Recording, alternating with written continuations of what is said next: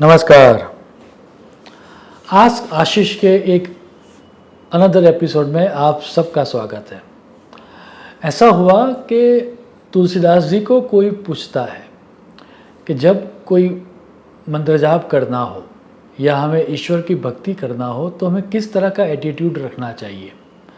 और उसके जवाब में तुलसीदास जी ने बड़ा प्यारा दोहा लिखा है। वो लिखते हैं, तुलसी मेरे राम को रीझ भजो या रीस, अर्थात आप ईश्वर की भक्ति रीझ दैट मीन्स प्रसन्न होकर करो या फिर गुस्से में होकर करो या फिर सिर्फ करने के लिए कर लो। तुलसी मेरे राम को रीझ भजो या रीस, भौम पड़ा जामे सभी, उल्टा सीधा बीज। वो एग्जाम्पल ये देते हैं कि जैसे कोई बीज ज़मीन के अंदर जाता है तब वो सीधा है या उल्टा है उससे कोई फर्क नहीं पड़ता। यदि all the other parameters are good तो उस बीज में से वो सीधा हो या उल्टा हो आगे जाकर पौधा और उससे भी आगे जाकर वृक्ष होगा ही होगा। इन अ वेरी सेम वे आप ईश्वर की भक्ति प्रसन्न होकर करो, दुखी होकर करो, किसी काम के लिए करो या फिर गुस्से में आकर एज ए रूटीन करो, उन सब का रिजल्ट मिलता ही मिलता है। अब इसी से मिलता जुलता एक जो प्रश्न है उससे आज की प्रश्नावली हम स्टार्ट करते हैं। जो पहला प्रश्न है जो पूछा गया है वायरस रोहन जी ने पूछा है और उन्होंने ये पूछा है कि does it make sense if you recite mantras without knowing it. मुझे आशा है कि उस प्रश्न का उत्तर आपको तुलसीदास जी की स्टोरी से ही मिल गया होगा। मंत्रों के बारे में ये कहा गया है कि मंत्र के अंदर दो गुण होते हैं। एक गुण है कि मंत्र के जो स्पेसिफिक साउंड्स है वह इस तरह से क्रिएट किए गए हैं कि आप यदि उसको जानो या न जानो फिर भी मंत्र अपना काम करेंगे। जैसे कि for example, whether you know about fire और you don't know about fire, लेकिन यदि आपका हाथ अग्नि के अंदर चला गया तो आप जलोगे ही जलोगे। Whether you know about gravity और you don't know about gravity, लेकिन अगर कोई चीज़ ऊपर से गिरी है तो नीचे ही जाएगी। सो कुछ ऐसे सिद्धांत है जिसके बारे में जानना आवश्यक नहीं है। हम जाने या न जाने वो अपना काम करते ही करते हैं। वैसे ही कुछ सिद्धदायी मंत्र है। वैसे सिद्धदायी मंत्रों में उसका अर्थ जानने की आवश्यकता नहीं है। आप अर्थ न जानो फिर भी यदि आप मंत्र का उच्चारण ही करोगे तो भी जो रिज़ल्ट आपको मिलना चाहिए वो मिल ही जाएगा। जैसे कि आप अभी आपके मोबाइल में आप यदि जैसे मैं एप्पल यूज़ कर रहा हूँ और आपको कुछ पता नहीं है फ़ोन के बारे में या आपके पास मेरा मोबाइल नंबर है और यदि आप ये बोलोगे कॉल आशीष, तो यदि आपने अपना सेटिंग उस तरह से किया हुआ है तो जो आपके फ़ोन का जो असिस्टेंट है जैसे कि एप्पल में सिरी है तो वो अपने आप आशीष को फ़ोन लगा ही देगी। इन अ वेरी सेम वे हमारे शास्त्रकारों ने कुछ ऐसे वर्ण या अक्षर ढूंढे हैं जिसको मंत्र कहा जाता है। जैसे ही आप वो मंत्र जाप करोगे without knowing the meaning of it आपको रिजल्ट मिल ही जाएगा। कुछ मंत्र है जिसको सिद्धदायी रिजल्ट देने के लिए उनका अर्थ जानना चाहिए। अब कौन से मंत्र जाप विदाउट नोइंग है तो ऐसा कहा गया शास्त्रों में कि 90 to 95% मंत्र जाप ऐसे ही है जिसमें आपको अर्थ जानने की आवश्यकता नहीं है। सिर्फ कुछ मंत्र ऐसे हैं जिसमें आपको अर्थ जानने की आवश्यकता है।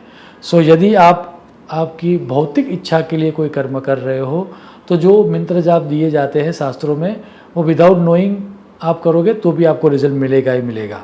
दूसरा प्रश्न जो पूछा है वो पूछा गया वास्तु रिलेटेड प्रश्न है और वो पूछा है आनंद ब्रह्मा ने।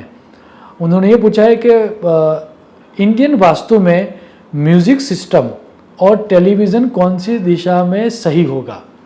अब शास्त्रकारों ने ये कहा है कि जब भी कोई चीज़ आपको लगानी हो या रखनी हो या जो डायरेक्शन आपके वास्तु की प्रधान डायरेक्शन है उस दिशा, फॉर एग्जांपल यदि आपका वास्तु नॉर्थ फेसिंग है तो आपको आपका म्यूज़िकल इंस्ट्रूमेंट या फिर आपका टीवी नॉर्थ फेसिंग लगाना चाहिए।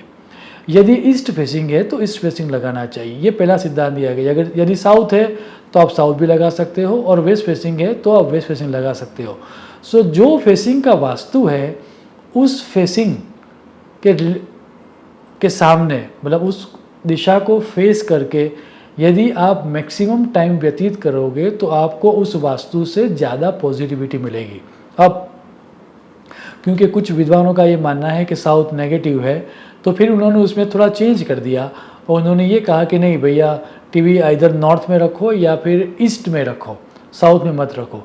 लेकिन शास्त्रों में ऐसा स्पष्ट कहा गया है कि जो वास्तु का मुख है उस दिशा में बैठ के यदि आप अपना मैक्सिमम टाइम व्यतीत करोगे तो उस वास्तु से आपको सर्वाधिक पॉजिटिव एनर्जी मिलेगी। यदि कोई बात समझ में नहीं आ रही है तो एज ए थंब रूल आप ये ले सकते हो कि इधर नॉर्थ डायरेक्शन में या ईस्ट डायरेक्शन में यदि आप टीवी को या म्यूज़िकल इंस्ट्रूमेंट में रखोगे तो आपको लाभ होगा। अब यदि टीवी या म्यूज़िकल इंस्ट्रूमेंट की बात करें, यदि आपका पर्पस ज्ञान प्राप्ति का है थ्रू टीवी या फिर थ्रू म्यूज़िकल इंस्ट्रूमेंट, तो शास्त्रकारों ने ये कहा है कि पूर्वे ज्ञान प्राप्ति ही, दैट मीन्स आपको पूर्व दिशा में म्यूज़िकल इंस्ट्रूमेंट रखना चाहिए। यदि आपका पर्पस लीजर है, सिर्फ आपको अपना समय अच्छी तरह से निकालना है, तो पश्चिम दिशा में भी लाभ होगा। पश्चिमे आनंदः, ऐसा सूत्र दिया गया। तो ये पर्पस क्या है आपका टीवी देखने का या फिर म्यूज़िकल इंस्ट्रूमेंट बजाने का या रखने का, उसके आधार पर शास्त्रों में आंसर दिया गया है। लेकिन सभी डायरेक्शन में आप इंस्ट्रूमेंट या टीवी रख सकते हो। वास्तु किस डायरेक्शन को फेस कर रहा है, आपकी राशि क्या है और आपका पर्पस क्या है, वो देख के चीज़ों को तय करना चाहिए। तीसरा प्रश्न जो पूछा गया है वह है अभिषेक कुमार ने पूछा है। वो पूछते हैं, जीवन में जो भी कुछ होता है क्या वह सभी पूर्व नियत होकर वर्तमान में घटता है? वेल, शास्त्रकारों ने ये कहा कि हमारी नियति 3 तरह की होती है। कुछ बातें हैं जो अवश्यम भावी है, स्ट्रॉन्ग डेस्टिनी है, वो होकर ही रहेगी। वेदर आप समर्थ क्यों ना हो, फिर भी आप होनी को टाल नहीं सकते, उसको होनी कहा गया है। लेकिन कुछ नियति ऐसी भी है कि उसके उपचार किए जा सकते हैं, उसकी मात्रा में प्लस या माइनस किया जा सकता है, इसीलिए मंत्र जाप या दान वगैरह के उपाय दिए गए हैं। और कुछ नियति ऐसी है जिसको पूरी तरह से बदला जा सकता है, और इसीलिए हमारी मनुष्य योनि को कर्म योनि कहा गया है, क्योंकि कर्म करने का स्वातंत्र्य है।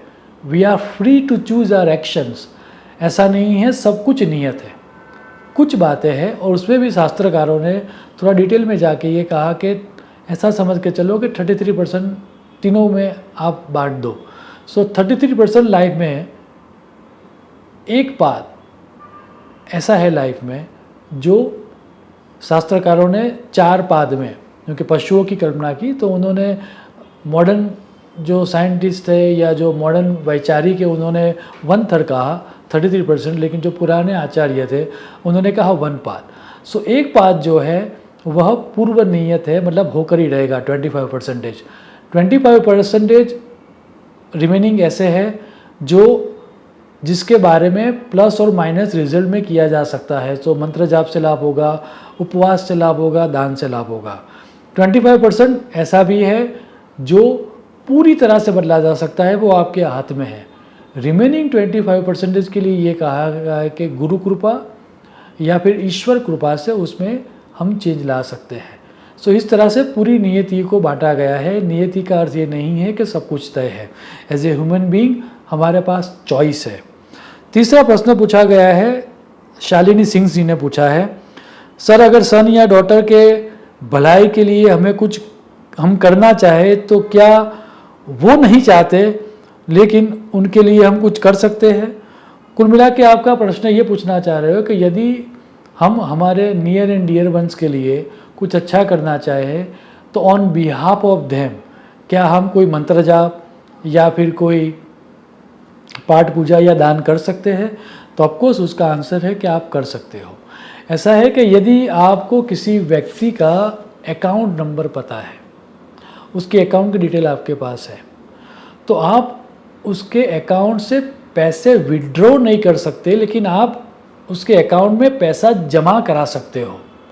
You can deposit amount, you can withdraw amount. In a very same way, यदि कोई व्यक्ति आपके साथ बहुत अंदर से जुड़ा हुआ है, नियर है, डियर है, या फिर आपके संतान है, तो आप संकल्प लेकर कि ये जो मंत्र जाप है या जो दान है वो मैं उनको पुण्य देने के लिए, उनकी भलाई के लिए कर रहा हूँ, तो ऐसा संकल्प करके आप डेफिनेटली उनके कार्मिक अकाउंट में आप पुण्य की करेंसी को ऐड कर सकते हो। मुझे आशा है कि इस प्रश्नों के उत्तर जो मैं दे रहा हूँ, ये जो सीरीज़ मैंने जो स्टार्ट की है वो सब आपको पसंद आ रही है। यदि आपके भी कोई प्रश्न है तो आप डेफिनेटली मुझे पूछना, कमेंट बॉक्स में आप लिख के भेजना। जितने ज़्यादा प्रश्नों को मैं एड्रेस कर पाऊँगा, मेरी मति के अनुसार, मेरी लिमिटेड रिसर्च के आधार पर मैं उन प्रश्नों के उत्तर देने का प्रयास करूँगा। शुभम भवतु। प्रणाम।